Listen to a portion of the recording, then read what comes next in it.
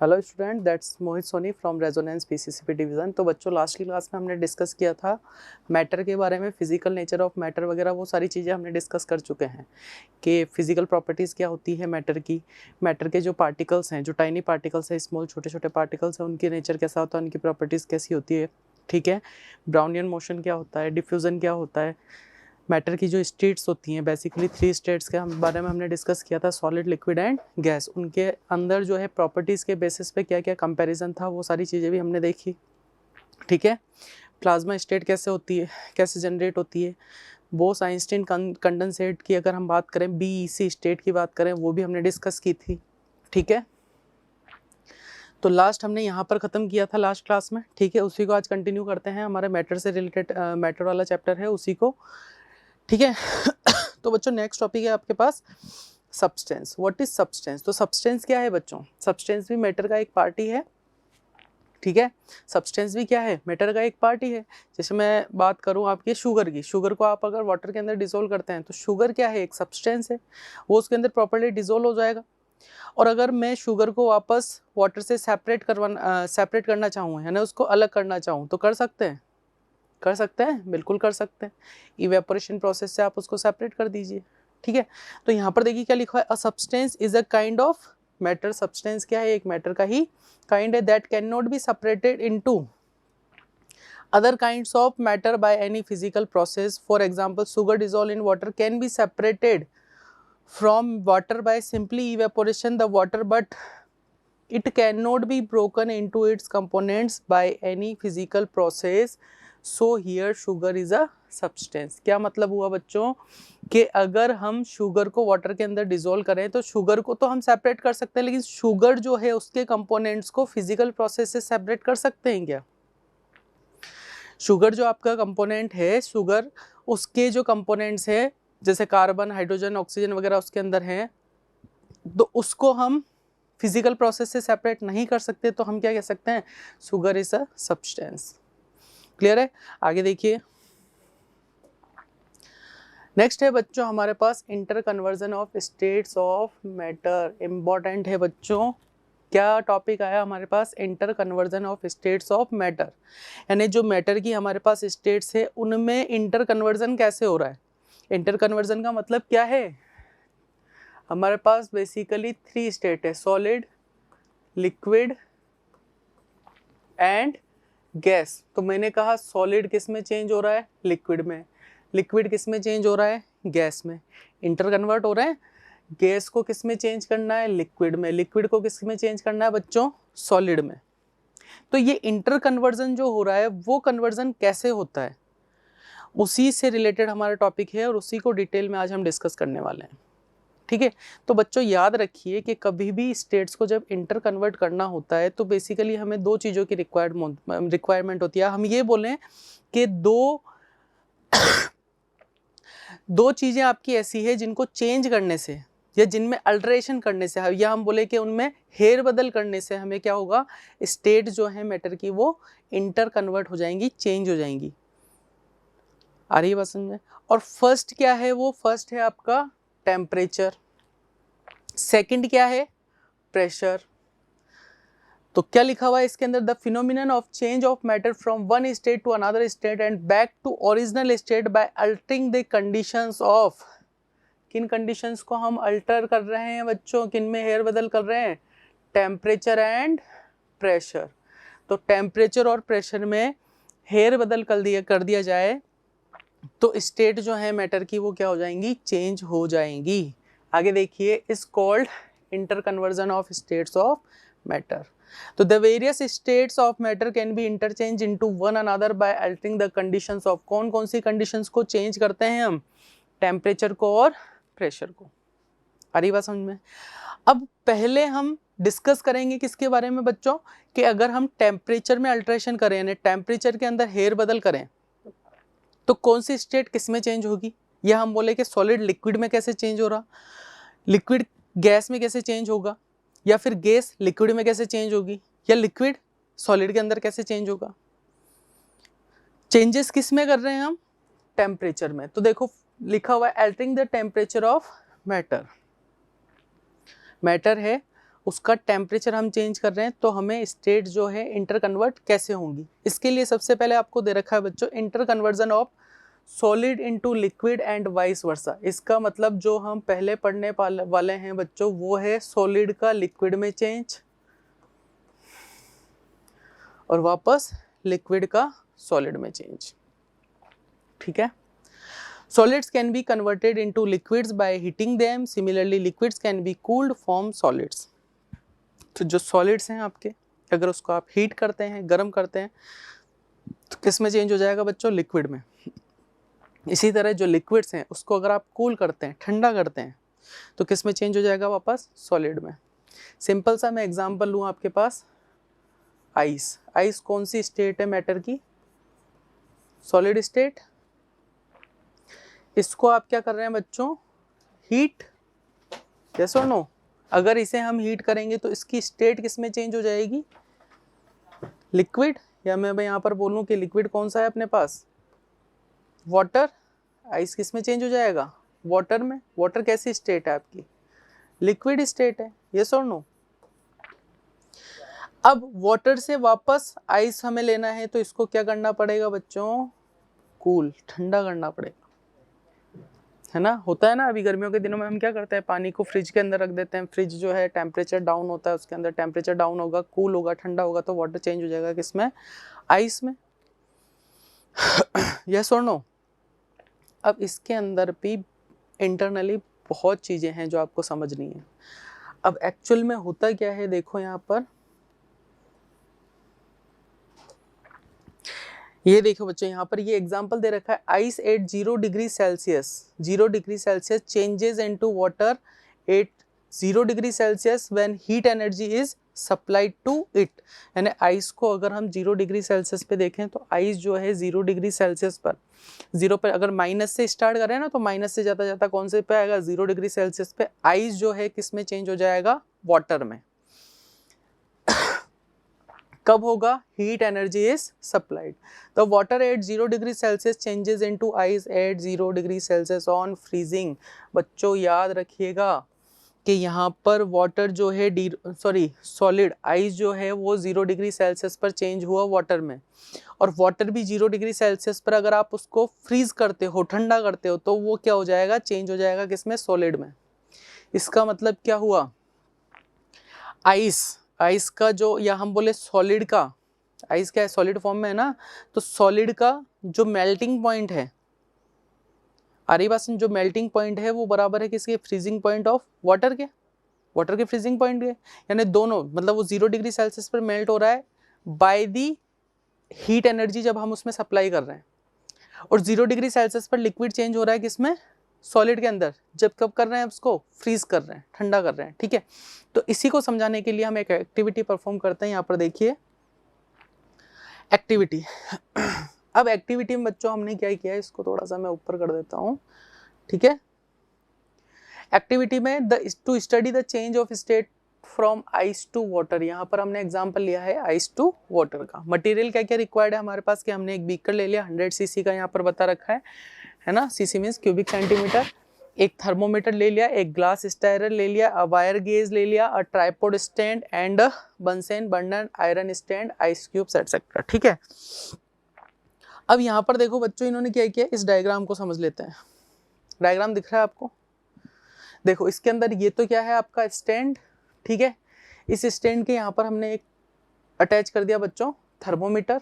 क्या अटैच कर दिया? एक थर्मोमीटर। ठीक है, यहाँ पर ये ग्लास की रोड है जिसको कहा जाता है बच्चों स्टायरर। स्टायरर का काम होता है जो भी सब्सटेंस है उसको प्रॉपर्ली मिक्स करना। जैसे हमारे स्पून का काम होता है ना, शिकंजी वगैरह को हम हिलाते हैं अच्छे से, वैसे यहाँ पर क्या है, ये स्टायरर। ठीक है, यहाँ पर ये जो आपको ग्लास का फ्लास्क दिख रहा है, या हम बोलेंगे ये ग्लास का कंटेनर है जिसको कहा जाता है लेबोरेटरीज में बीकर। ठीक है, यहाँ पर बच्चों जो है ये क्या ले लिया, आइस क्यूब। आइस क्यूब की स्टेट कैसे है बच्चों? सॉलिड स्टेट में है। यस और नो? नेक्स्ट है आपका वायर गेज। वायर गेज जो है सपोर्ट का काम कर रहा है। मतलब यहाँ पर जैसे हमारे घरों के अंदर हम गैस के ऊपर स्टैंड रखते हैं ना, या जाली वगैरह रखते हैं, वैसे ही यहाँ पर जो है जाली है जिसको कहा जाता है वायर गेज, जिसके ऊपर ये बीकर प्रॉपर्ली सपोर्ट में रख देंगे। ठीक है। नेक्स्ट है बच्चों यहाँ पर ये जो स्टैंड, यहाँ पर जो ये स्टैंड है बच्चों, ये ट्राइपॉड स्टैंड, यानी इसके ऐसे 3 लेग्स होते हैं, है ना। एक लेग ऐसे पीछे की तरफ शो कर देता हूँ, 3 लेग्स हैं इसके, इसलिए इसको नाम दिया है ट्राइपॉड स्टैंड। यहाँ पर जो ये यहाँ पर काम में ले रहे हैं, जो हीटिंग प्रोसेस के लिए जो इक्विपमेंट काम में ले रहे हैं बच्चों, उसको कहा जाता है बर्नर। क्या है ये? बर्नर। तो एक ये पूरा सेटअप है जिसके अंदर हम क्या कर रहे हैं, आइस का प्रोसेस देख रहे हैं कि सॉलिड स्टेट जो है किस में चेंज हो रही है, लिक्विड में। इसको कुछ ऐसे समझना बच्चों, यहाँ पर देखो,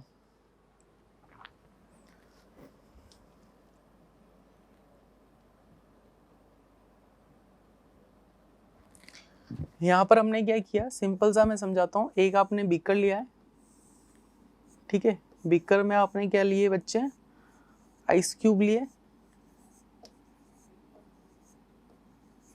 मैं मान लेता हूँ यहाँ पर हमारे पास कितना है, 1 kg आइस क्यूब, ठीक है। और नीचे से हम क्या कर रहे हैं बच्चों, हीटिंग प्रोसेस, ठीक है। ये आपका क्या है, बर्नर। अब स्टैंड वगैरह नहीं बन रहा हूँ मैं, समझ जाना कि यहाँ पर जो वायर गेज है, ट्राइपॉड स्टैंड लगा हुआ है, ठीक है। और यहाँ पर आपके पास क्या है बच्चों, ये आपके पास क्या है, थर्मोमीटर, ठीक है। थर्मोमीटर के अंदर क्या होता है, रीडिंग शो होती है, हाँ बिल्कुल होती है।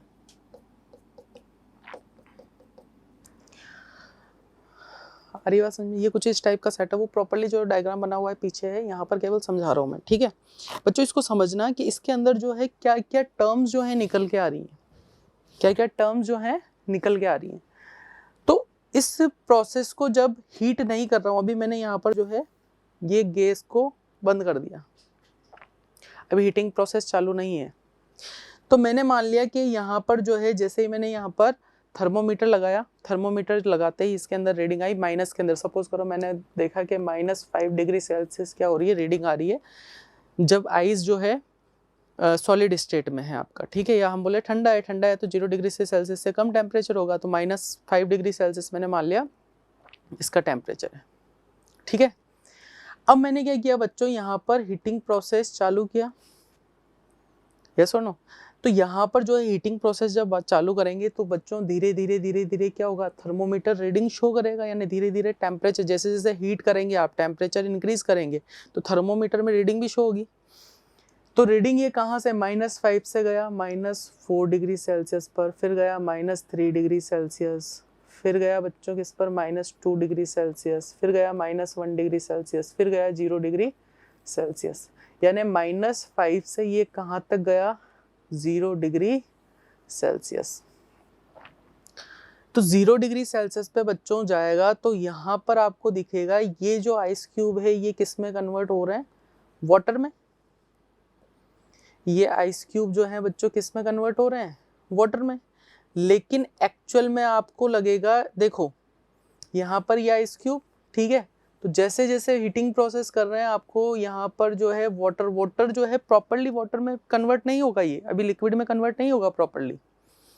हमने बोला 0 डिग्री सेल्सियस पर, फिक्स 0 डिग्री सेल्सियस पर जो है आपका सॉलिड जो है चेंज होगा लिक्विड में। लेकिन यहाँ पर क्या होगा कि 0 डिग्री सेल्सियस आने के बाद, जैसे सपोज करो यहाँ पर आया 0 डिग्री सेल्सियस, 0 डिग्री सेल्सियस आने के बाद क्या होगा, आपको लगेगा कि वाटर में कन्वर्ट होगा, लेकिन प्रॉपर्ली वाटर में कन्वर्ट नहीं होगा। 0 डिग्री सेल्सियस आने के बाद एक पॉइंट ऐसा आएगा जहां पर आपका रीडिंग, यानी थर्मोमीटर के अंदर जो रीडिंग शो हो रही है ना, टेम्परेचर जो शो हो रहा है वो कांस्टेंट हो जाएगा थर्मोमीटर में, यानी 0 डिग्री सेल्सियस पर आके कांस्टेंट हो जाएगा। लेकिन नीचे से जो है कंटिन्यूअसली हीट सप्लाई हो रही है,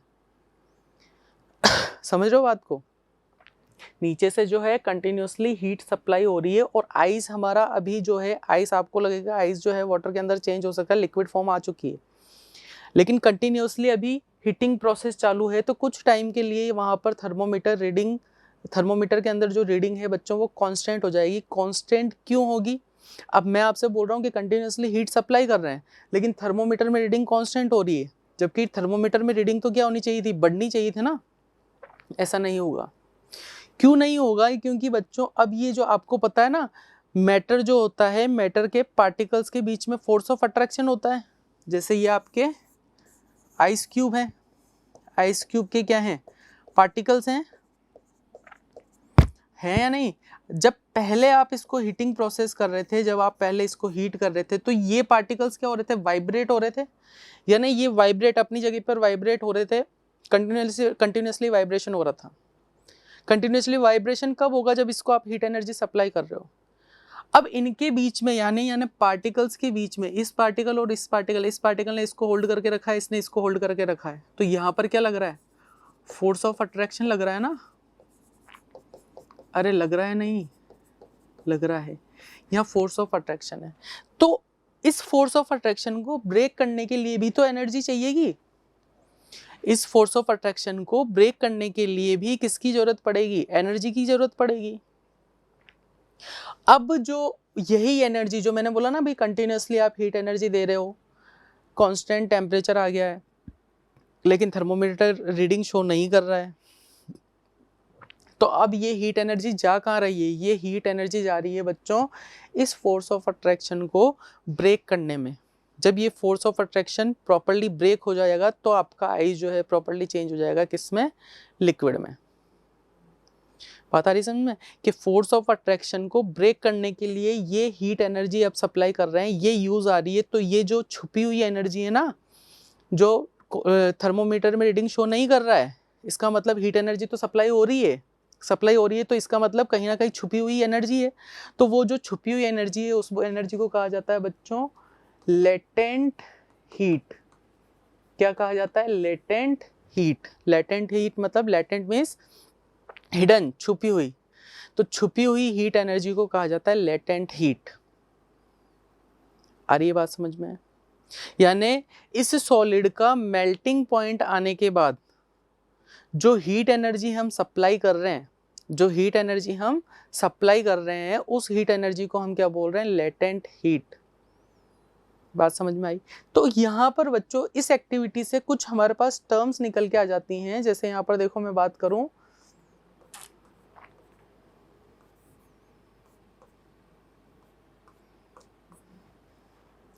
सबसे पहली टर्म तो हमारे पास आ जाती है बच्चों मेल्टिंग। क्या जाता है, मेल्टिंग। सेकंड, या हम बोल सकते हैं कि आखिर मेल्टिंग प्रोसेस क्या होता है। मेल्टिंग प्रोसेस क्या होता है, सॉलिड से लिक्विड में चेंज होने के प्रोसेस को हम क्या बोल रहे हैं, मेल्टिंग प्रोसेस क्या बोल रहे हैं। अब इसी का अपोजिट भी ले लेते हैं, लिक्विड किस में चेंज होगा, सॉलिड में। लिक्विड से सॉलिड चेंज हो रहा है, तो इस प्रोसेस को क्या कहा जाता है, फ्रीजिंग प्रोसेस। नेक्स्ट हमारे पास यहीं पर थर्मोमीटर में रीडिंग शो हो रही है, इसका मतलब मेल्टिंग पॉइंट आ रहा है, तो यहाँ पर एक वर्ड आ जाएगा वापस, मेल्टिंग पॉइंट, है ना, एक टर्म और आ जाएगी हमारे पास, मेल्टिंग पॉइंट। अब फ्रीजिंग प्रोसेस आ रहा है, तो इसका मतलब एक टर्म और आ जाएगी, फ्रीजिंग पॉइंट। एक हमारे पास एक और नहीं है, नई टर्म है latent heat, latent heat of fusion. Latent heat of fusion. Fusion का मतलब बच्चों ये मेल्टिंग प्रोसेस है ना, इसी को हम फ्यूजन भी कहते हैं। क्या कहते हैं, फ्यूजन भी कहते हैं। तो लेटेंट हीट ऑफ फ्यूजन भी आ गया यहाँ पर।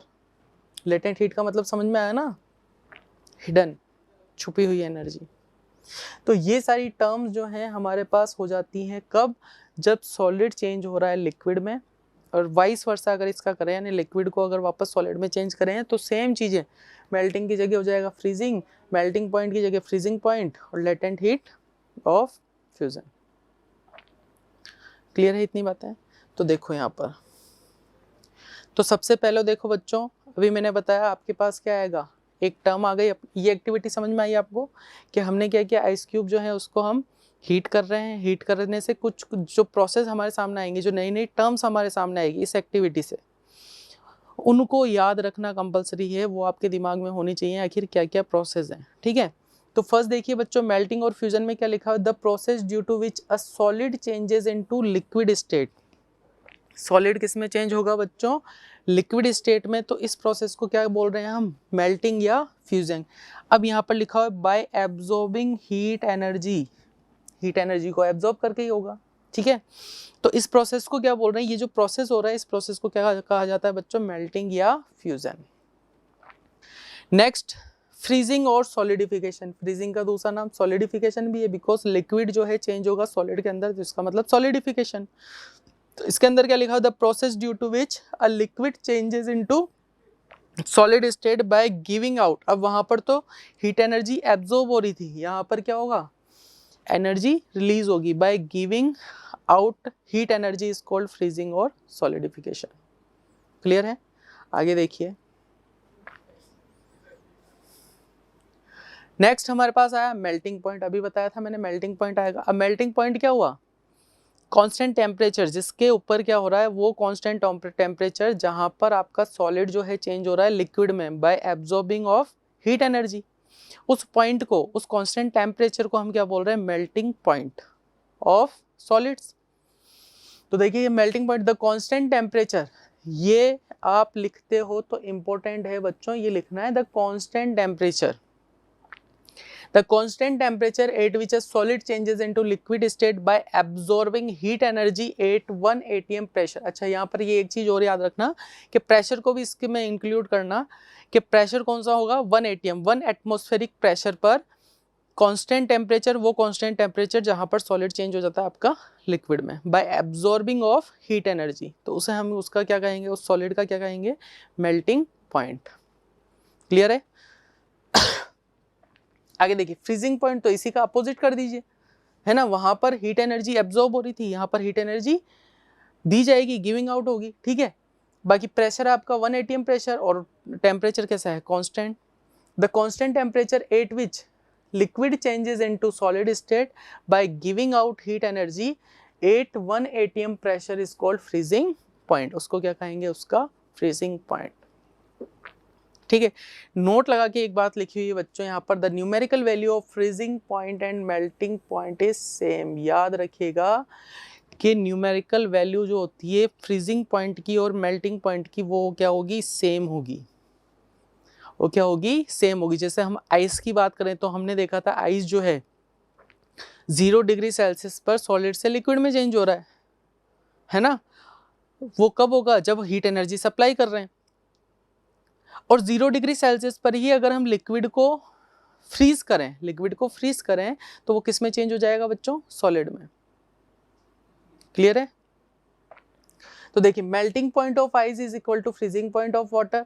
तो आइस का मेल्टिंग पॉइंट इक्वल टू होगा किसके, फ्रीजिंग ऑफ वाटर के। कितना था बच्चों अभी, 0 डिग्री सेल्सियस। और ये तो पता है ना, सेल्सियस को अगर हमें केल्विन में लिखना है तो 273.16 केल्विन।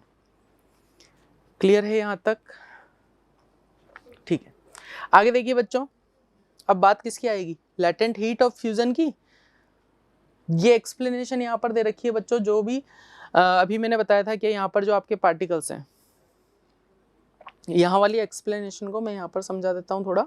कि देखो बच्चों, मैंने अभी बताया ना, जैसे जैसे आप हीट एनर्जी देखो दोगे तो ये क्या होंगे, वाइब्रेट होंगे, वाइब्रेट होंगे। इसका मतलब इनकी काइनेटिक एनर्जी क्या होगी, बढ़ेगी, काइनेटिक एनर्जी इंक्रीज होगी।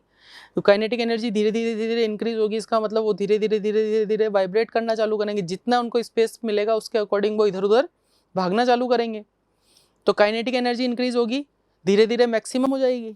मैक्सिमम हो जाएगी तो 0 डिग्री सेल्सियस पर आपका जो है आइस जो है किस में चेंज होगा, लिक्विड में। लेकिन 0 डिग्री सेल्सियस पर आकर टेम्परेचर रीडिंग कांस्टेंट हो जाएगी थर्मोमीटर में, लेकिन हीट सप्लाई जो है कंटिन्यूसली चालू है। अब वो जो हीट एनर्जी है वो कहाँ गई, वो गई आपके फोर्स ऑफ पार्टिकल्स के बीच में, जो फोर्स ऑफ अट्रैक्शन है उसको ब्रेक करने में। आ रही बात समझ में। तो देखो यही चीज लिखा हुआ है, on increasing the temperature of solid the kinetic energy of particles increases. Due to increase in kinetic energy the particles start vibrating with greater speed. The energy supplied by heat overcomes the force of attraction between the particles. Then the particles leave their fixed position and start moving freely and thus solid melts।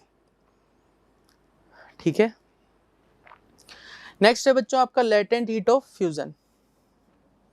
The amount of heat energy that is required to change 1 kg of solid. अभी मैंने आपको एक diagram बनाया था ये वाला है ना, इसमें मैंने आपको बोला था ना ये आइस को हमने कितना ले लिया 1 kg, तो यही लिखा हुआ है यहाँ पर देखो, the amount of heat energy that is required to change 1 kg of solid into liquid 8 atmospheric pressure, pressure तो आपका 1 atm ही है, and 8 its melting point, 8 its melting point, उसके मेल्टिंग पॉइंट पर हमने क्या बोला कि 1 kg आपका सॉलिड है, उसको जितनी हीट एनर्जी रिक्वायर्ड है 1 atm प्रेशर और उसके मेल्टिंग पॉइंट पर 8 इट्स मेल्टिंग पॉइंट लिखना कंपलसरी है, as the latent is known as the latent heat of fusion, उसे हम क्या बोल रहे हैं लेटेंट हीट ऑफ फ्यूजन।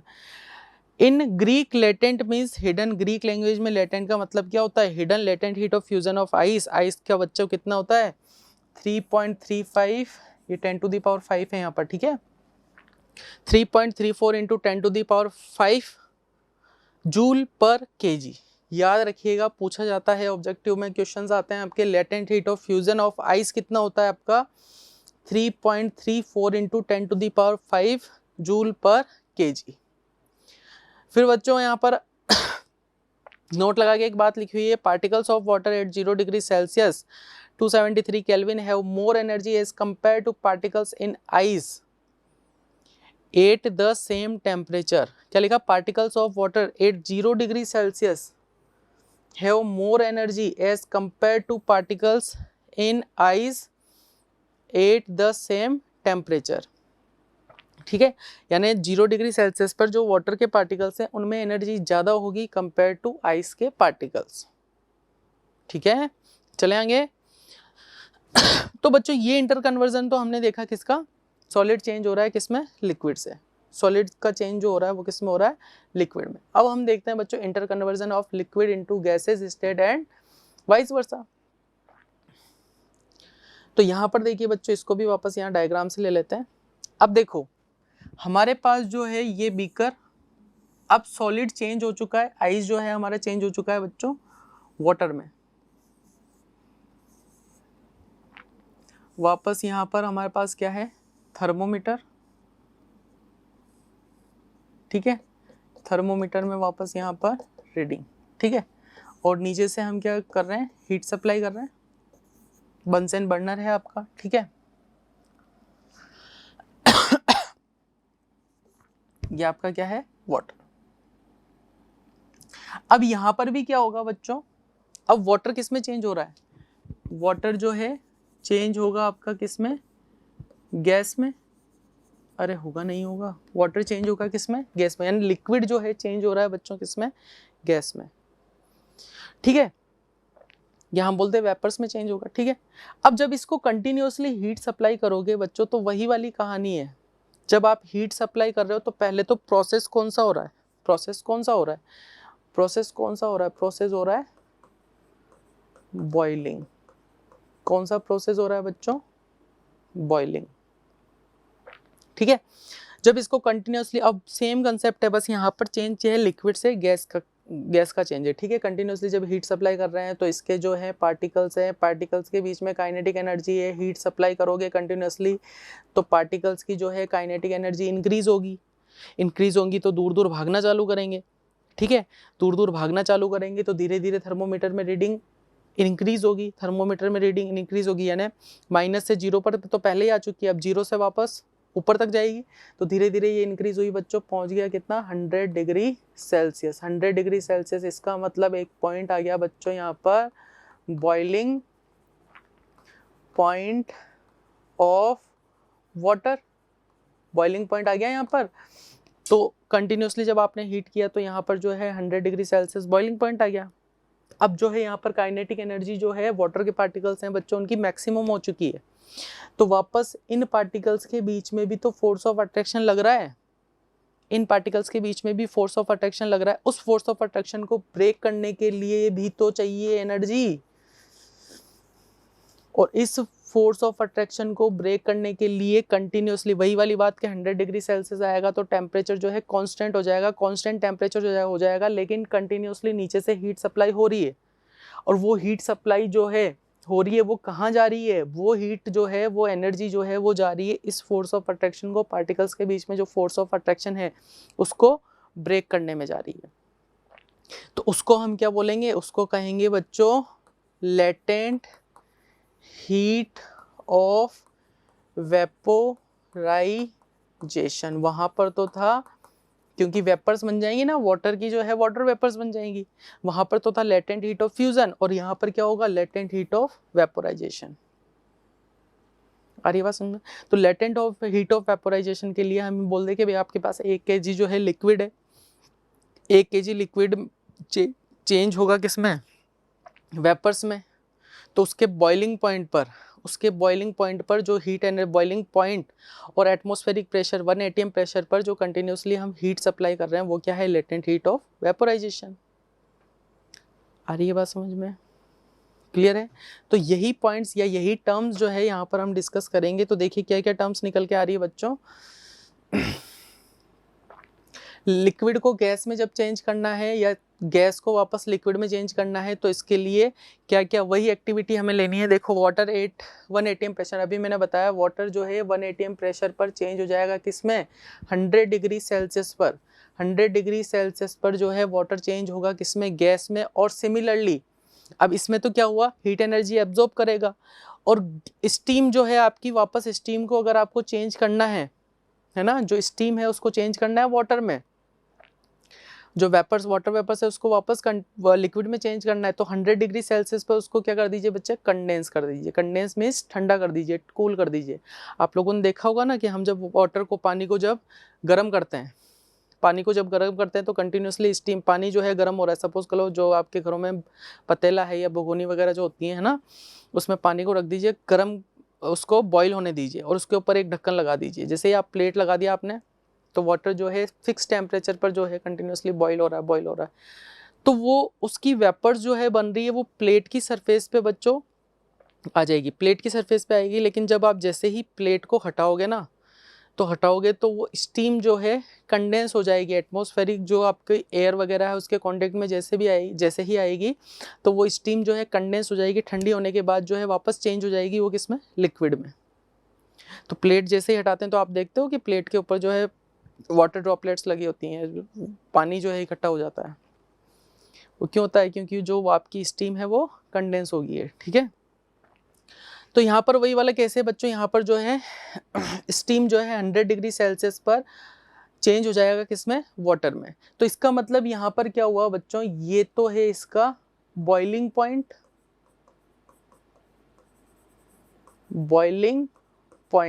कितना है, 100 डिग्री सेल्सियस वाटर का। अगर इसका कंडेंसेशन पॉइंट देखें बच्चों, कंडेंसेशन पॉइंट ये भी कितना है, 100 डिग्री सेल्सियस।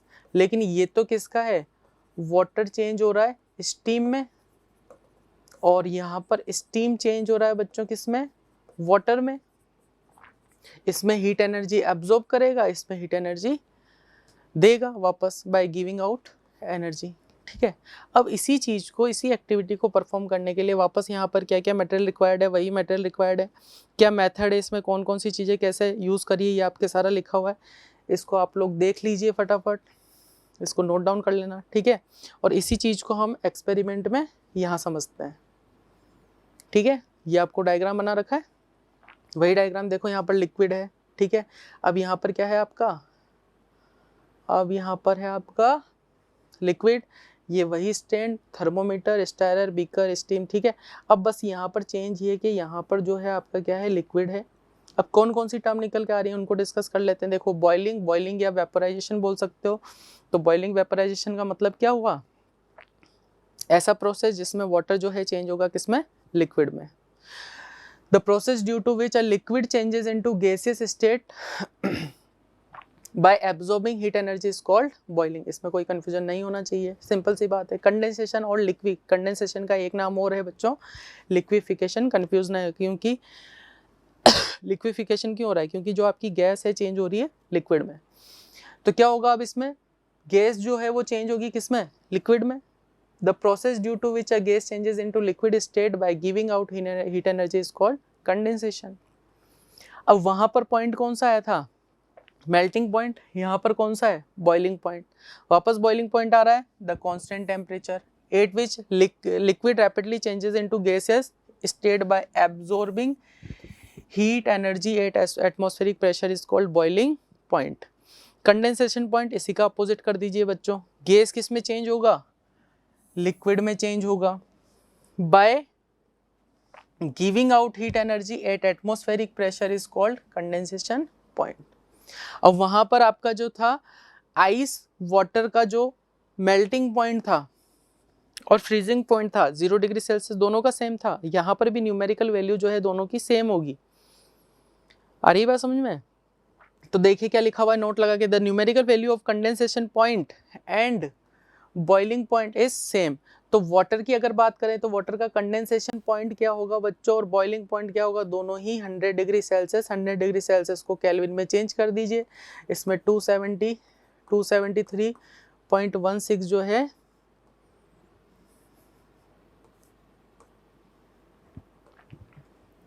100 डिग्री सेल्सियस है, इसको केल्विन में चेंज करना है तो 100 में क्या ऐड कर दीजिए 273.16, तो ये चेंज हो जाएगा 373.16 केल्विन, या हम राउंड फिगर में लें तो 373।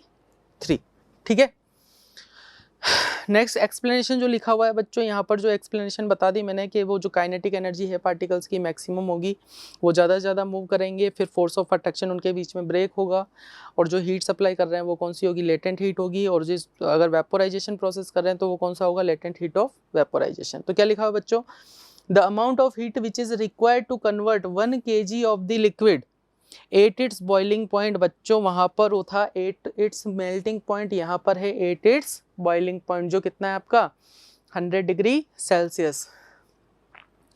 8 it's boiling point two vapour without any change in temperature latent heat of vaporisation of water, वहां पर आइस का था बच्चों, यहाँ पर आप याद रखिएगा वाटर का जो लेटेंट हीट ऑफ वेपोराइजेशन है वो कितना होता है बच्चों, 22.5 इंटू 10⁵ जूल पर kg। इतनी बातें समझ में आई बच्चों आपको, ठीक है। तो नेक्स्ट यहाँ पे देखो नोट लगा के लिखा हुआ है, particle in steam that is water vapour eight 373 Kelvin have मोर, तो वही वाली बात है बच्चों कि स्टीम के जो पार्टिकल्स होंगे, स्टीम के जो पार्टिकल्स होंगे उनमें एनर्जी ज़्यादा होगी compare to water particles. Particles in steam that is water vapour 373 Kelvin have more energy than water at the same temperature because steam has absorbed extra energy, क्योंकि steam extra energy absorb कर रही है in the form of latent heat of vaporization, इसलिए steam के particles की energy ज़्यादा होगी compared to boiled water, particles of boiled water, the form of latent heat of in the form of latent heat of vaporization। तो simple सी कहानी ये है, अगर मैं आपसे बोलूँ कि steam और वाटर दोनों गर्म है तो ज़्यादा गर्म कौन होगा, स्टीम गर्म होगी। यानी अगर गर्म स्टीम आपके हाथ पे लग जाए ना तो फफोले हो जाते हैं हाथ पे, वो जल्दी बर्न कर देगा हाथ को, और अगर आप गर्म पानी में हाथ डालो तो उतना बर्न नहीं करेगा, फटाफट हाथ डाल के बाहर निकाल दोगे, ये फफोले नहीं हो जाएंगे। वो स्टीम ज़्यादा गर्म क्यों है या ज़्यादा उसके अंदर हीट एनर्जी क्यों है, क्योंकि उसके अंदर एक्स्ट्रा अमाउंट में हीट एनर्जी है, और वो कौन सी है, लेटेंट हीट ऑफ वेपोराइजेशन। इतनी बातें समझ में आई, ठीक है। तो आज के सेशन में बच्चों हमने ये डिस्कस किया कि सॉलिड को लिक्विड में चेंज कर रहे हैं तो उसका इंटर कन्वर्जन कैसा हो रहा है, टेम्परेचर और प्रेशर के बेसिस, नहीं टेम्परेचर के बेसिस पे डिस्कस किया है अभी तो, है ना। तो टेम्परेचर के बेसिस पे हम टेम्परेचर को कम ज़्यादा कैसे कर रहे हैं, तो सॉलिड से लिक्विड में चेंज कर रहे हैं तो कौन कौन सी टर्म्स निकल के आ रही हैं उनको हमने डिस्कस किया, ठीक है। सिमिलरली जो आपकी वाटर है, वाटर चेंज हो रहा है किसमें, गैस में, लिक्विड चेंज हो रहा है किसमें, गैस में। तो उस केस में एक्टिविटी के बेसिस पे हमने देखा कौन कौन सी टर्म्स निकल के आई, उनको हमने डिस्कस किया, ठीक है। वेपोराइजेशन हो गया, कंडेंसेशन हो गया, मेल्ट बॉइलिंग पॉइंट हो गया, सॉरी हाँ बॉइलिंग किया उसको, है ना, तो बॉइलिंग पॉइंट हो गया, कंडेंसेशन पॉइंट हो गया, ठीक है, लेटेंट हीट ऑफ वेपोराइजेशन हो गया, लेटेंट हीट ऑफ फ्यूजन हो गया। तो ये सारे पॉइंट हमने आज डिस्कस किए जहाँ टेम्परेचर का अल्ट्रेशन किया, और इसी बेसिस पे बच्चों नेक्स्ट सेशन में हम या नेक्स्ट क्लास जो हमारी होगी उसी को कंटिन्यू करेंगे, जिसमें टेम्परेचर टाइम ग्राफ वगैरह, इवेपोरेशन प्रोसेस वगैरह हैं, उनको डिस्कस करेंगे। तो यहाँ तक की चीज़ें आप लोगों को रिमाइंड करनी है, वापस देखनी है, अच्छे से पढ़ना है, ठीक है बच्चों। मिलते हैं हम हमारी नेक्स्ट क्लास में, तब तक के लिए thank you class, have a nice day.